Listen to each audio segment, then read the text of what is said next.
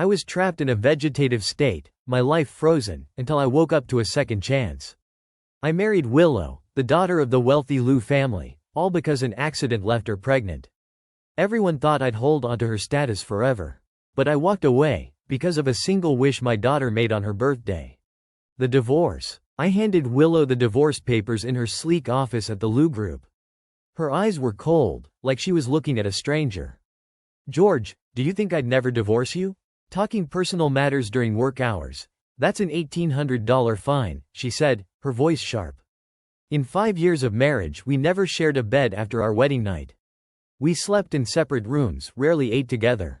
In public, she played the loving wife, smiling for the cameras. But I was just a legal advisor at her family's company, married to her because of an accident, a pregnancy neither of us planned. Her father and brother treated me like dirt, but I stayed until today. That cold stare took me back to when we met. 3 months into my job, my boss targeted me for taking a role he wanted for his friend. Frustrated, I went to the company courtyard to smoke. There was Willow, crying against the wall. She was breathtaking. Her black dress hugged her frame, her eyes shimmering with tears. I offered her a cigarette, venting about the company's clueless leaders. "Curse them," I said. "It'll make you feel better." To my surprise, she leaned on my shoulder, her breathing slowing. My heart raced, but then she smiled, pointed to my badge, and said, "George, slacking off during work hours? That's an $1,800 fine." I later learned she was crying over Makoto, her childhood love, but I was already falling for her, only to realize she never felt the same. Willow thought I was bluffing about the divorce, but she didn't know my resolve. After waking from my vegetative state, I vowed to build a life worth living. Marrying Willow and having a child were part of that promise to myself, but her heart was always with Makoto. The $50 million in the divorce agreement matched the bribe her father once offered to make me leave. But I stayed, not for money, but for my daughter, Anna. Now, I was done. "Willow, I want a divorce as soon as possible," I said. She sneered, "You didn't even mention our daughter's custody. Don't you want Anna anymore?" I smiled faintly. "No." Chapter 2. My daughter's wish. Anna was my world. As an orphan, I gave her all the love I never had, crafting toys and reading her stories. But Willow's coldness rubbed off on Anna. After her birth, Willow glanced at her and said, "She looks like George," then walked away. I raised Anna alone, playing both parents. But she idolized Willow and her friend Makoto. At 3, she blamed me for Willow's absence. At 4, she said, "Makoto's better than Dad. He buys me fancy candies." I made her pear and hawthorn candies, but she threw them in the trash, yelling, "I want Makoto's Italian sweets." On her 5th birthday, her wish shattered me. "Can Mom and Dad divorce? I want Makoto to be my dad." That was it. I knew I had to let go. Chapter 3. Time to heal. I wanted to move on, but something held me back, a promise to myself to rebuild my life fully before leaving the past behind. I decided to wait 3 years, giving myself time to heal. In Willow's office, I stood firm. "Let's get a divorce." She mocked me, "George, you begged me to keep Anna, saying you'd die without her."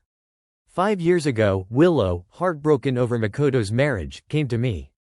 We spent a passionate night, but she wanted to abort Anna.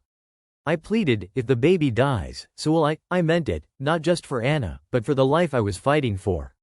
She kept Anna, not for me, but because Makoto told her, "Why do you think you deserve me?" Now, she only cared about him. Chapter 4. Letting go. I looked at Willow's face, hoping I'd never see it again. "Since you and Anna love Makoto, form a family after the divorce," I said. She laughed, "You're hypocritical, George. You tricked me into having Anna. If you want a divorce, promise never to see her again."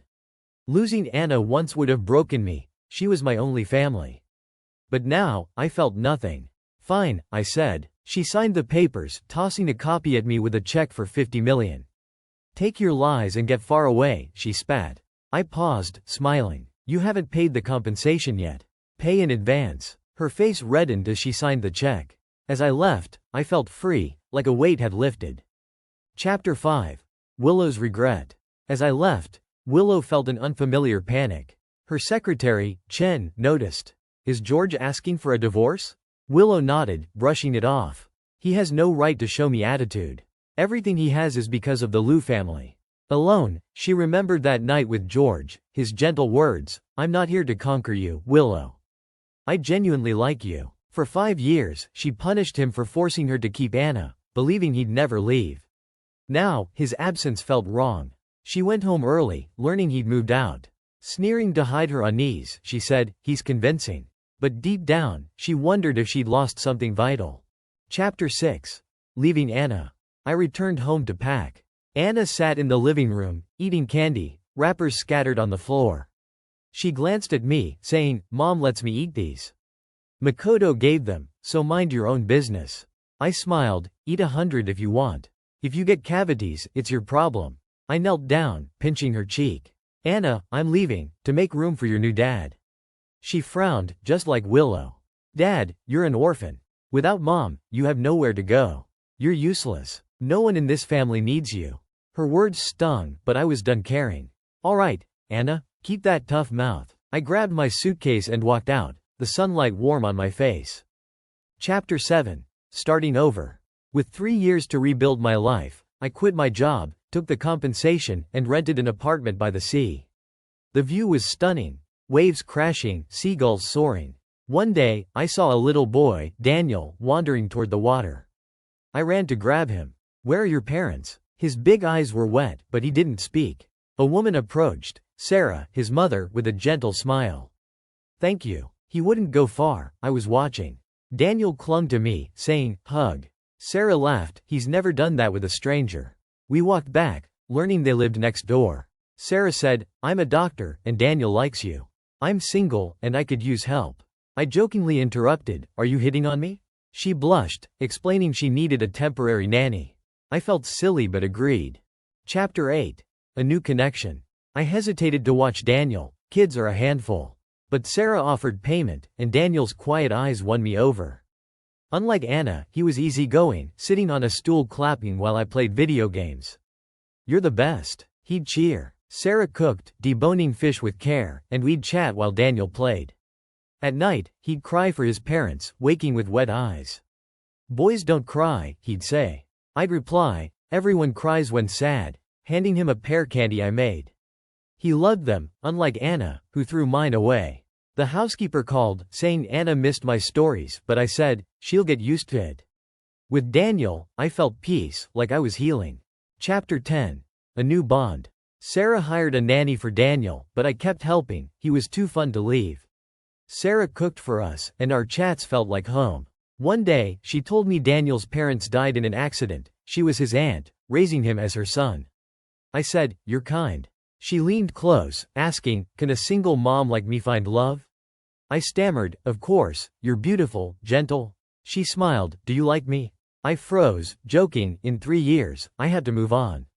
She looked sad, then brightened, "Is your ex-wife getting married? Should I send a gift?" I laughed, "Why so excited?" But her warmth made me question leaving. Chapter 11. Willow's struggle. 6 months passed, and I didn't look back. Willow barely thought of me, but Anna stared at my old gifts. Rumors spread that Willow would marry Makoto. She worried I'd misunderstand and never return. She recalled her childhood with Makoto, how he saved her at the orphanage. But seeing me with Sarah and Daniel, she felt a pang. She stopped me, teasing, "Husband, why haven't you come home?" I pushed her away, annoyed. "If you want Anna, come back, or I'll accept Makoto," she said. I replied, "Congratulations." Furious, she snapped, "You think you've struck gold with Sarah?" I retorted, "Look at yourself, chasing Makoto while married. You're no princess." Sarah overheard, praising my words, her smile lingering. Chapter 12. Anna's visit. A week before Willow's wedding, Anna came to see me, her housekeeper in tow. She was 8 now, looking more like Willow, her eyes red. "Dad," she said. I asked if Willow approved. She nodded, then whispered, "Do you not want me?" I said, "I never stopped, but you didn't want me." She looked down. "Why not come back?" I explained, "I thought love meant giving what I thought you needed, but that's not love, it's control. I have to live for myself now." Daniel burst in, hugging me, offering Anna my pear candy. "It's better than store-bought," he said. Anna took it and cried, "Dad, I'm sorry." I knew she remembered throwing my candy away. Willow married Makoto in a lavish wedding, but her smile was forced. Anna, her flower girl, looked just as hollow. I went on vacation with Sarah and Daniel, watching fireworks under the stars. This was the life I wanted, a new beginning.